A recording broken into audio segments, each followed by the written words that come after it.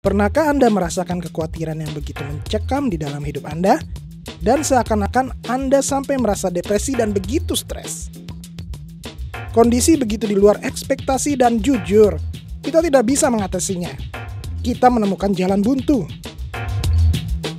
Ingatkah kamu kisah Yesus dan murid-muridnya? Yang mana? Oke, kisah ini ada di Markus 6. Yesus berjalan di atas air. Nah, buat kamu-kamu semua, sebelum kita masuk lebih lanjut, jangan lupa ya untuk klik tombol subscribe dan aktifkan loncengnya, agar semakin banyak video berkualitas bisa kami produksi. Yesus berjalan di atas air. Pada waktu itu setelah melakukan pelayanan mujizat yang cukup fenomenal, yaitu mengubah 5 roti dan 2 ikan untuk memberi makan 5.000 orang lebih, Yesus merasa lelah. Sedangkan schedule harus tetap berjalan. Sekarang waktunya untuk bertolak ke seberang melewati jalur danau. Tapi coba perhatikan di sini. Yesus tahu prioritas untuk mendahulukan mencari wajah Bapa terlebih dahulu. Ia merasa bahwa duduk diam bersekutu secara pribadi dengan Bapa adalah suatu momen yang sangat penting. Sepanjang hari, energinya sudah terkuras untuk melakukan banyak hal-hal pelayanan, pengajaran, menyembuhkan orang sakit, semuanya begitu padat. Saya yakin, sebagai seorang manusia pun Yesus pasti kelelahan dan dia butuh Bapanya. Salah satu pribadi Tritunggal yang hakikatnya adalah pencipta dan Tuhan itu sendiri, yang dengan sukarela turun dan mengambil rupa sebagai anak manusia saja, sadar bahwa dalam kondisinya sebagai manusia biasa, dia butuh untuk menjalin persekutuan secara pribadi dengan Bapa. Pertanyaannya, lah kok kita enggak? Kok bisa ya? Kita cuek-cuekan dan terkadang enggak menyediakan waktu kita untuk datang bersekutu secara pribadi kepada Tuhan. Mikir. Saya percaya ketika Yesus sendirian saja bersekutu bersama Bapa dalam jam doa pribadinya, ia merasakan kesegaran dan menerima hikmat dan pengertian yang baru, sehingga ia dimampukan untuk terus kuat menjalani hidupnya dan misinya di muka bumi. Kesegaran yang dia terima adalah kesegaran secara rohani, yang dampaknya akan kita lihat di kisah selanjutnya. Lalu ia menyuruh seluruh murid-muridnya untuk menyeberang terlebih dahulu ke seberang dengan perahu untuk menyusuri Danau Galilea. Singkat cerita, kita tahu badai mengamuk di tengah danau. Ketakutan dan keresahan mulai mengancam dan menghantui mereka. Mereka panik, terjebak dan perahu mereka hampir-hampir tenggelam. Saya percaya di dalam kehidupan kita ini sama seperti analogi murid-murid yang dalam perahu itu.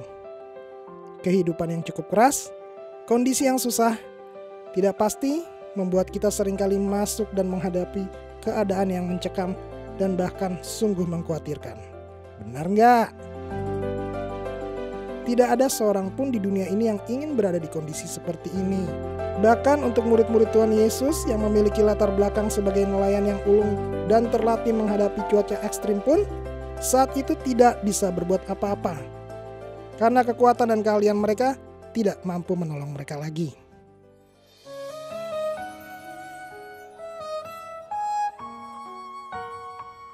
Tapi puji Tuhan, saudaraku, Tuhan Yesus memang baik. Penyertaannya itu bagaikan perisai yang memagari hidup kita.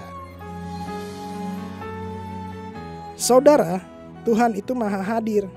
Ia hadir di setiap saat dalam kehidupan kita. Keadaan senang, sukacita, bahagia, sedih, galau, gelisah, mencekam bahkan duka sekalipun, tidak sedetik pun matanya teralihkan dari kita.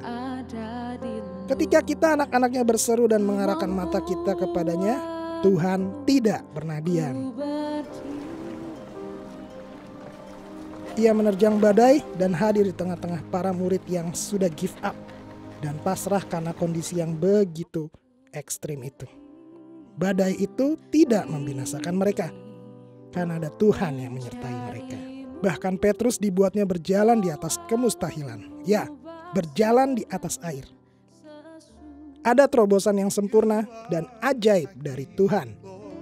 Hal-hal yang perlu kita pelajari di renungan kali ini adalah, sadarilah, jangan pernah abaikan waktu untuk datang secara pribadi dengan Bapa di sorga. Karena hanya dalam hadiratnya kita memperoleh kekuatan, kesegaran, dan tuntunan yang sejati. Sekalipun waktu kita cukup padat, please, sempatkanlah waktu untuk membaca firman-Nya, merenungkan, dan berdoa minta petunjuknya. Bapa adalah Tuhan yang selalu rindu untuk dijumpai loh. Kita tidak akan pernah bisa menghindari badai di dalam hidup kita. Badai berbicara mengenai masalah, levelnya pun bermacam-macam. Tapi ada satu hal yang pasti, Tuhan tidak pernah terlambat dalam menolong. Jadikanlah Dia sumber pengharapan dan kekuatan kita satu-satunya. Jangan kepada hal yang lain seperti kekayaan, kekuasaan, kemampuan, kepandaian, dan sebagainya. Semuanya itu semu. Dia tidak pernah terlambat dan Dia Bapa yang baik serta setia. Because of who you are, I give you glory.